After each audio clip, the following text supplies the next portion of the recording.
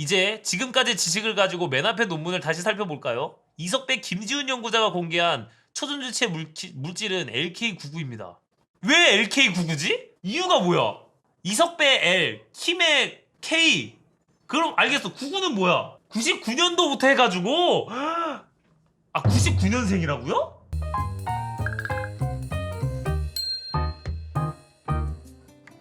초전도체 진짜라고요? 그게 진짜가 맞아? 아까 뭐 조건이 되게 많이 붙는다고 뭐 그런 얘기 하지 않았어? 그 어떤 과학의 초전자체 그게 그건가? 일단 그러면 한번 볼게요. 초전자체 근황에 대해 엄청 쉽게 다룬 걸 소개할게요. 이번 주 가장 큰 화제를 모으고 있는 소식 중 하나가 고려대 출신의 연구자들이 발표한 두 편의 논문입니다. 이 내용이 사실이라고 한다면 우리 인류 역사는 크게 바뀐다고 하는데 저도 잘 모르는 내용이 있어서 공부하면서 정리한 내용 공유합니다. 모든 것의 시작! 퀸텀 에너지 연구소 이석배 김지훈 1저자의 논문 두 편이 ARXIV 이게 뭘까요? RX? 뭐라고 읽어야 돼 이거? 아카이브에 업로드되어 공개되었습니다.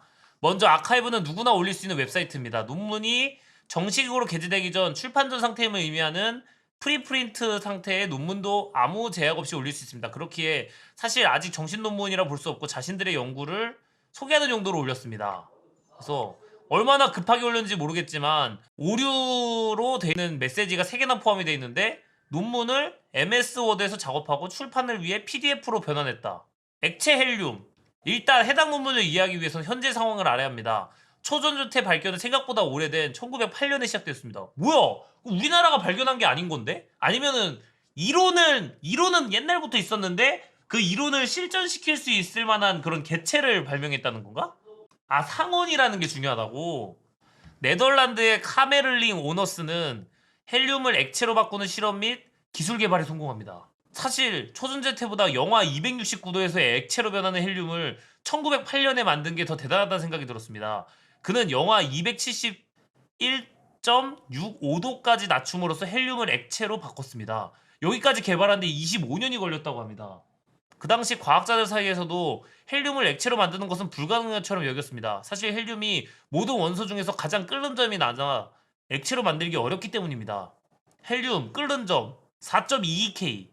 이제 뭐 다른 것들 산소 같은 경우에는 90.20K네. K가 뭐지? 이게 K가 무슨 뜻이죠? 켈빈. 화씨로는 섭씨 이렇게 되네. 화씨, 섭씨. 켈빈이 기준인 것 같은데 영하로 하기 때문에 268도까지 내려야 되면 된다. 근데 영하 268도로 내리는 거가 어떻게 해야 가능하지? 그것도 좀 어렵다. 압력을 낮추면 된다고? 에어컨 준내게 틀어봤자 10대 때밖에 안 되는데? 냉동실도 영하 한 20도 아니야? 어쨌든 일반적인 날씨를 사용할 때 유용한 온도 단위가 영하의 단위로 매우 큰 실험실을 사용하기 때문에 사용하기에는 매우 크기에 영하 273.15도를 켈빈으로 정의하여 표현합니다. 영하 271.65도는 1.5K가 되고 이게 5켈빈이라는 거죠. 헬륨이 액체가 되는 영하 268.93도를 4.2K로 표기합니다. 그가 헬륨을 액체로 만드는 데는 어쩌고저쩌고 햄슨 린디 사이클이라고 부르는 과정을 통했다. 어려운 내용이라 간단하게 설명하면 기체 헬륨에 20이나 25기압, 20에서 25기압의 압력을 가한 후 열교환 외부 냉각기를 통해 기온을 낮추고 다시 200기압 이상의 높은 압력을 가한 후 원래 기체 헬륨으로 방출을 하면은 다시 원래 자리로 돌아오기에 순환이라고 하는 겁니다. 이 과정을 계속 반복 순환해서 조금씩 액체 헬륨이 만들어지는 거다. 그러니까 뭐 압력을 준내게 박아가지고 사이클을 돌리라는 건가? 어쨌든 엄청 힘들대. 근데 지금 그 당시에 했던 이게 1908년에 이걸 했다는 게 신기하다. 이 사람들 진짜 대단한데요? 요즘에 하는 것도 아니고 그 당시에 이런 기압을 압축해가지고 초전도체의 발견, 초전도체의 발견. 카메를링 오너스는 자신이 만들어낸 액체 헬륨을 이용하여 많은 실험을 해봅니다. 온도가 매우 낮은 액체 헬륨을 이용하여 순수 금속을 대상으로 온도를 낮췄을 때 전기 저항성을 측정하는 실험을 1911년에 진행합니다. 처음에는 수은과 금으로 했는데 수은은 끓는 점이 357도이기에 수은은 상온에서 액체로 되어 있는 특이한 금속입니다. 그 수은과 금을 액체 헬륨처럼 낮은 온도로 낮추면 어떤 전기적 특성이 있을지 실험을 해봤는데 실험이 시작인 1911년 4월 8일 위대한 하루가 시작됩니다. 오전 7시 실험이 시작됐고 카메를링 오너스는 11시 20분에 도착했습니다. 왜 지각했지? 이 사람 7시 하기로 했는데 왜 4시간 20분이나. 아, 교수니까! 아, 이거, 그러니까 실험은 7시 하는데 진짜 실험은 11시 했나봐. 그러니까 이제 밑에 이제 애들이 해야지. 교수님은 바쁘잖아. 액체 헬륨 생성에서 시작하면서 수은의 온도는 점점 낮아졌고 수은이 액체 헬륨의 온도와 거의 비슷한 4.2K 이하가 되자 전기 저항성이 사라지는 것을 발견합니다. 상당수의 위대한 발견은 발견자들이고 그 위대함을 모르는 경우가 많은데 카메를링 오너스는 이 상황이 얼마나 중요한지 인식하고 있었습니다. 그쵸? 그러니까 보통은 발견하고서 이게 뭔데 씹더가 이러잖아, 보통은. 근데 이걸 눈치채는 발견자다. 카멜링 오너스는 헬륨의 액체와 더불어 이 발견으로 1913년 노벨 물리학상을 받는데 중간 정리를 해보면 온도를 낮춰 액체 헬륨을 만들 수 있게 되었고 액체 헬륨을 이용하여 금속들의 온도를 낮추면 전기 저항성을 실험하다가 매우 낮은 온도에서 전기 저항성이 0이 된다. 그렇다면 전기 저항성이 0이 되는 건 무엇일까요? 그러니까 어쨌든 온도를 준내 낮게 하는 그 이제 액체 헬륨으로 금속들의 온도를 낮춘 거죠. 그 이제 액체 헬륨이 겁나 낮으니까 그걸 이용해서 금속들의 온도를 낮춰봤는데 그게 전기 저항성이 0이 됐다. 현재 많은 가정 및 산업체에서 전기를 이용하고 있고 전기는 발전소에서 전선을 타고 오게 됩니다. 해당 전선은 어떤 재질로 이루어져 있을까요? 이거? 고무. 고무에다가 이제 고무로 덮어놓고 그 뭐라 그러지? 약간 그 은색깔 실 같은 걸로 돼 있는 거 아니야? 아, 그게 구리선. 맞아. 구리선.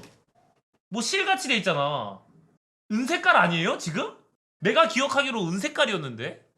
그래, 왜냐면 내가 왜 기억하냐면 선 같은 거 중간에 갑자기 딱 잘라가지고 막 접촉 불량 같은 거 나면 딱 잘라가지고 이렇게 뜯어가지고 다시 돌려가지고 이렇게 하면은 되잖아. 기억나죠? 다들 그렇게 하지 않았나? 군대에서 그래. 우리는 전기를 잘 전달하는 물질을 도체, 전기를 잘 전달하지 못하는 거를 부도체라고 부릅니다. 전선은 당연히 전기를 잘 전달하는 도체여서 정하겠지만 같은 도체라도 전기를 더 잘 전달하는 물질이 있습니다. 바로 은. 많은 분들이 금으로 잘못 알고 계신데 전기 저항성은 은이 제일 낮고 구리, 금 순서입니다. 그 다음이 알루미늄입니다. 옛날에는 알루미늄을 했나봐. 그래서 내가 은색깔로 생각하는 게 실제로 은으로 안 했겠지? 그래서 이걸로 한 것 같은데? 내가 기억나는 그 색깔은 아마 알루미늄 색깔이었던 것 같아.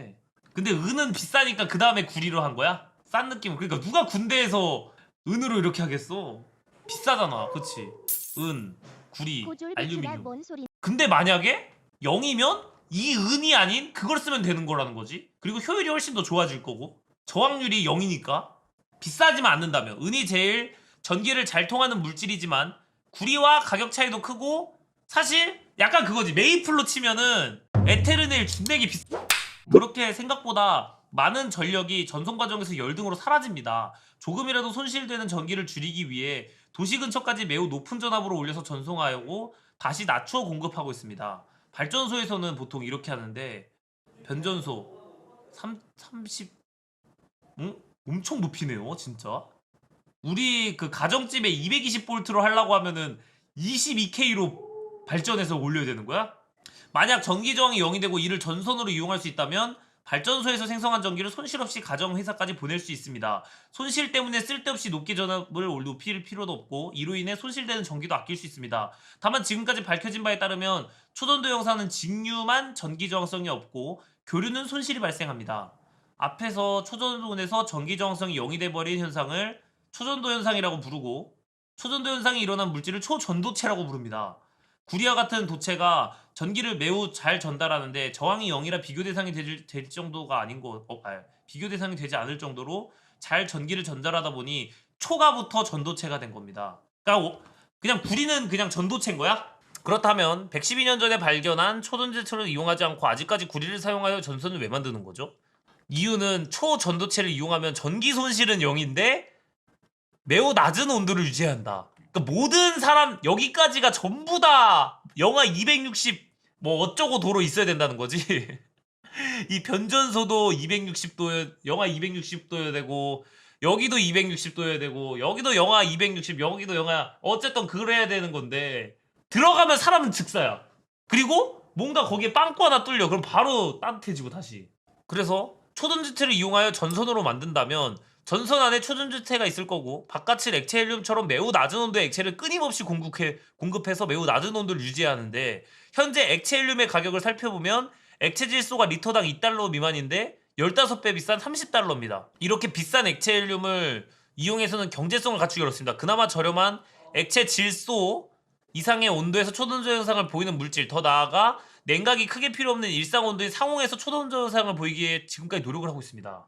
영하 195도가 고온이라고 생각할 수는 없겠지만 액체 질소보다 높은 온도에서 초전도 현상을 보이는 물질을 고온 초전도체라고 정의합시다.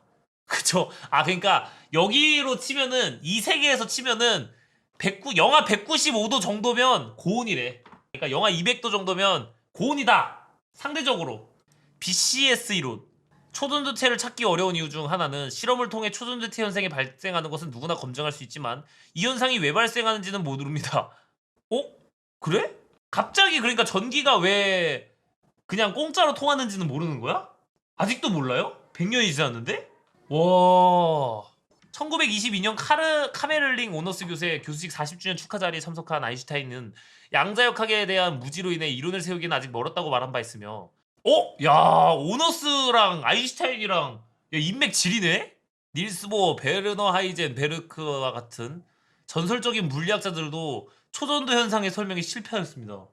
천재 물리학자로 알려진 리처드 파인만이 1950년대 업적이 적었던 이유로 자신이 초전도 현상을 설명하려 했다가 실패했기 때문이라고 밝히기도 했습니다. 아, 내가 이때 업적이 없었던 건 초전도 현상 설명하려다가 안 돼서 아무도 밝힐 수 없었던 것 같았던 초전도 현상을 설명한 이론이 1957년 미국에서 발표됩니다. 논문 제목은 초전도체 이론이라는 단순한 이름이었기 때문에 논문 저자인 존 바딘, 리언 쿠퍼, 그 다음에 존 로버트 슈리퍼 세 사람의 성을 앞글자를 따서 BCS 이론이라고 불립니다. 이들은 이 발표로 1972년 노벨 물리학상을 받았습니다. 특히 존 바딘은 이미 1956년 트랜지스터의 발명으로 노벨 물리학상을 수상했기에 두 번이나 노벨상을 수상한 영광을 얻게 됩니다. BCS 이론은 두 개의 전자가 포논과 상호작용에 의해 쿠퍼쌍을 이루고 이에 의한 효과로 전 초전도체의 초전도 현상이 발생한다고 발표한 논문입니다. 내용을 인용하는데도 내용을 알기 어렵고 실제로 논문을 보면 이런 수식이 몇백 개가 이어져 정리치기 어지럽습니다. 이게 뭔데? 이거 뭐라는 거야 이게? 하지만 BCS 이론은 초전도 현상의 한계를 영하 243.15도 30K 이하로 규정하였습니다. 이론이 나오고 한참 동안 30K 이상 온도에서 초전도 현상을 보이는 초전도체를 발견하지 못했기에 해당 이론이 맞는 것처럼 보였고 30K 이상 온도에서 초전도체는 불가능하다고 생각했는데 1986년 스위스 취리히에서 IBM에 일하던 요한의 게오르그 베드로노츠가 카를 알렉산더 밀러가 이제 30K보다 높은 35K에서 발견해가지고 그거는 이제 LA, BA, CU는 구리잖아. O는 산소인데? CU, 이 발견은 매우 놀라운 것은 기존까지 초전도체는 산소가 들어간다거나 전기가 안 통한다고 하는 절연체이거나 자성을 띠는 물질은 확률이 낮다는 이유로 후보에서 제외했습니다. 그러니까 이제 전기가 좀 잘 안 통하는 애들은 배제했었는데 이건 모두 고려하니까 됐다는 거지. 세상의 편견을 그대로 가지고 있으면 놀라운 발견을 할 수 없습니다. 산소와 금속이 결합하면 계속 된다라는 걸 생각해서 우리는 기존보다 높은 온도에서 초전도 현상을 보이는 물질을 얻는 동시에 초전도 현상을 유일하게 합리적으로 설명해주던 BCS의 이론이 완벽한 이론이 아니라는 걸 알게 됐습니다. 그러면 어떻게 돼요? 노벨 물리학상 취소됩니까? 이것 때문에 만약에 이제 물리학상을 받았어. 근데 그 이론이 잘못됐다는 게 취소는 안 돼? 어쨌든 그거 자체도 의미가 있으니까 실패한 이론이라고 하고 조금 약간 오류가 살짝 있는 완벽한 이론이 아니라고 할지라도 발전에 기여했으니까. 그런 얘기도 있던데 페르마의 마지막 정리인가? 그거 실제로 페르마는 몰랐었다라는 사람들이 대부분이라던데. 증명된 건 맞는데 그 당시에 됐을 확률 0이다라고 사람들이 얘기하던데요. 현대 수학을 싹 다 이용해서 증명했는데 그러니까 그런 말 하더라고. 근데 페르마한테 물어봤냐 그러면 근데 사람의 성격상 특히나 이제 수학자 같은 경우에는 되게 증명하고 이런 걸 좋아하는데 자리가 없어서 증명을 안 하겠다라고 써버리는 게 상식적으로 말이 안 된다는 거지. 그런 사람들은 그런 직업을 애초에 하질 않아. 그쵸? 아니 수학자가 여백 모자른다고 증명을 안 한다고?